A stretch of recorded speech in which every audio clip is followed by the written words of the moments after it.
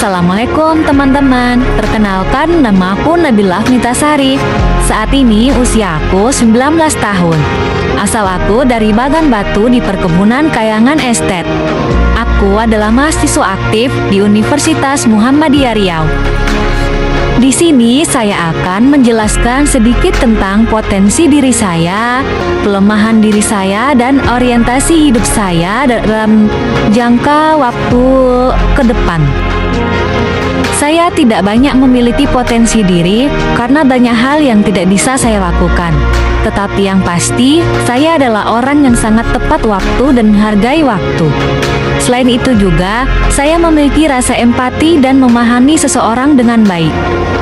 Berbanding dengan potensi diri, saya banyak memiliki kelemahan. Yang utamanya, saya orang yang sulit untuk percaya diri. Terkadang saya tidak pernah pede dengan diri saya sendiri. Yang kedua, kata orang tua saya adalah orang yang gampang terpengaruhi, mau itu dari hal yang baik dan yang buruk. Selebihnya, saya itu orangnya boros banget. Maka dari itu, saya menahan diri untuk memegang uang sedikit saja biar bisa mengontrol selera. Orientasi hidup saya dalam jangka pendek atau dari sekarang dan 5 tahun ke depan, yaitu pastinya saya akan menyelesaikan pendidikan dan membangun karir saya. Memperbaiki kesalahan-kesalahan yang sudah saya perbuat di masa lampau, dan lebih meningkatkan kesadaran akan hal yang baik dan buruk untuk diri saya. Jujur saja, dunia kerja saat ini sangat dinamis. Sulit untuk memprediksi dengan pasti bagaimana karir saya akan berkembang dalam 5 tahun ke depan. Namun, saya yakin bahwa saya akan terus belajar dan beradaptasi dengan perubahan yang terjadi. Saya sangat tertarik untuk bekerja di lingkungan yang inovatif dan menantang, di mana saya dapat mengembangkan potensi diri secara maksimal. Saya juga tertarik untuk terus meningkatkan keterampilan saya melalui pelatihan dan pendidikan yang relevan. Dalam 10 tahun mendatang, saya bertekad untuk mencapai puncak karir di bidang industri. Dengan disiplin yang tinggi, saya akan terus belajar dan mengembangkan keterampilan yang relevan, serta membangun jaringan profesional yang kuat. Saya akan belajar dari kesalahan masa lalu dan berusaha untuk menjadi pribadi yang lebih baik. Untuk mengatasi kurangnya kepercayaan diri, saya akan secara aktif mencari peluang untuk berbicara di depan umum dan berinteraksi dengan orang baru. Selain itu, saya akan belajar untuk lebih selektif dalam menerima pengaruh dari orang lain dan fokus pada tujuan jangka panjang. Dalam orientasi 15 tahun ke depan, saya belum terlalu memikirkannya, tapi yang pasti saya akan membangun keluarga yang harmonis dan bahagia, mengembangkan hubungan yang baik dengan keluarga dan teman, serta mengembangkan diri melalui kegiatan yang positif dan konstruktif. Tidak lupa juga meningkatkan kesehatan fisik dan mental, dan beribadah kepada Tuhan untuk bekal di akhirat. Hidup sukses menurut pandangan Al-Quran dan hadis Nabi Muhammad SAW tidak hanya diukur dari keberhasilan materi, tetapi juga dari pencapaian kebahagiaan dunia dan akhirat.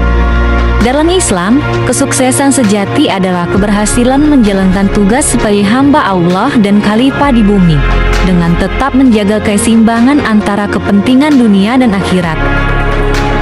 Ada beberapa hal yang dapat dilakukan oleh seorang hamba dalam hidupnya untuk mencapai kesuksesan, yaitu yang pertama, menjalankan ibadah dan ketaatan kepada Allah. Kesuksesan sejati dimulai pengabdian kepada Allah melalui ibadah yang ikhlas dan konsisten. Yang kedua, berakhlak mulia.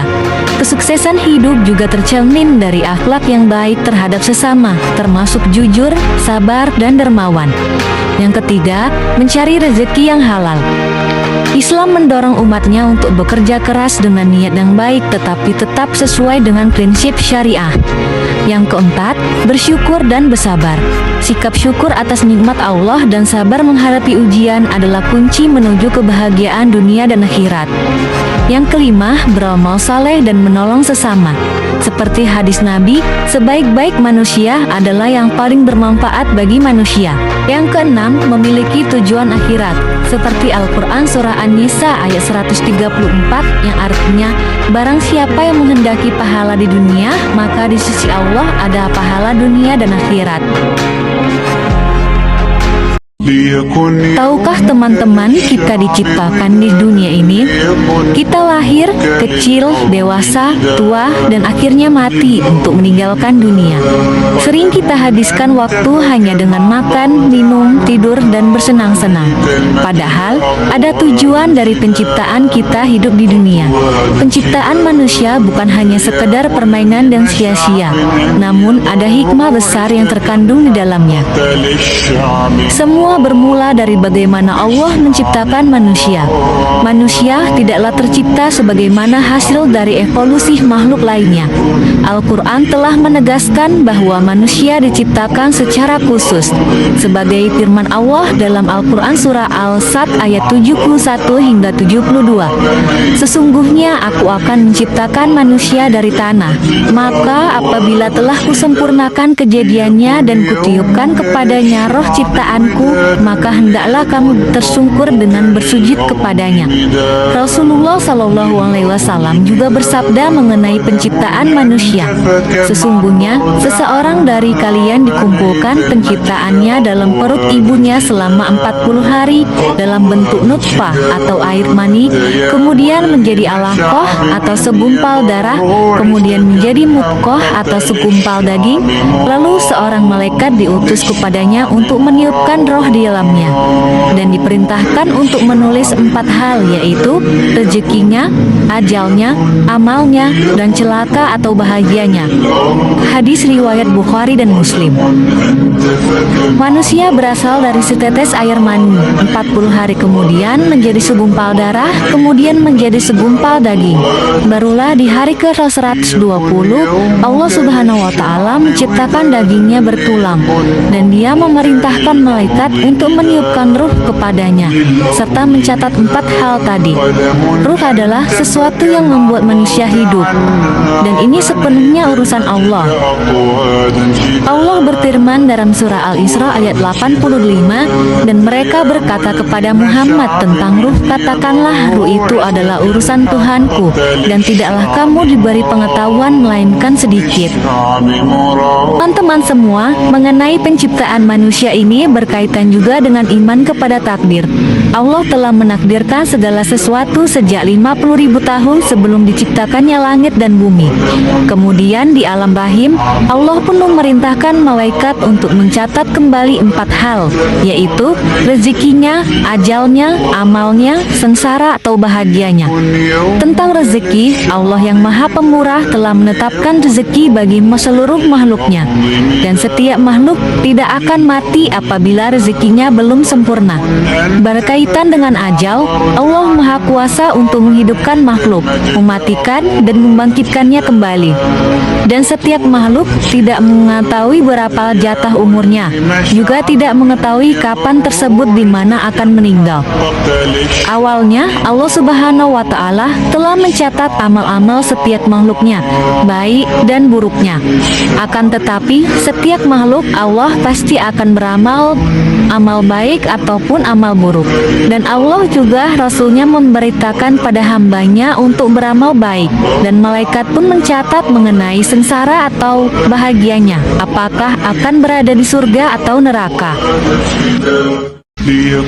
Meski segala sesuatunya telah Allah gariskan, bukan berarti kita menjadi enggan beramal soleh. Ya, Allah telah menakdirkan akhir kehidupan setiap hamba. Namun Allah yang Maha Bijaksana juga menjelaskan jalan-jalan untuk mencapai kebahagiaan. Sebagaimana Allah yang Maha Pemurah telah menakdirkan rezeki bagi setiap hambanya, namun Dia juga memerintahkan hambanya untuk keluar dan mencarinya. Allah menciptakan manusia dengan menitipkan 2 dua hal di dalamnya. Pertama, agar manusia memiliki ilmu tentang Allah Ta'ala. Dalam surat At-Talaq ayat 12, Allah berfirman, Allah yang menciptakan 7 langit dan seperti itulah pula bumi. Perintah Allah berlaku padanya dan agar kau mengetahui bahwa sesungguhnya Allah ilmu yang benar-benar meliputi segala sesuatu. Kedua, agar manusia beribadah hanya kepada Allah Subhanahu wa Ta'ala, sebagaimana Allah sebutkan dalam surah Az-Zariyat ayat 56 bahwa Allah menciptakan manusia untuk beribadah kepadanya. Dengan mengetahui bagaimana Allah menciptakan kita, maka kita pun harus mengenal Allah dan beribadah kepadanya. Ketika seorang hamba mengenal Allah, mengenal nama-nama Allah yang baik, dan mengenal kesempurnaan sifat Allah Ta'ala, bahwa tidak ada satupun makhluk yang mampu menandingin Allah dalam kesempurnaan sifat tersebut, tentu hamba tersebut akan beribadah hanya kepada Allah saja. Sekian penjelasan dari saya ucapkan terima kasih. Assalamualaikum warahmatullahi wabarakatuh.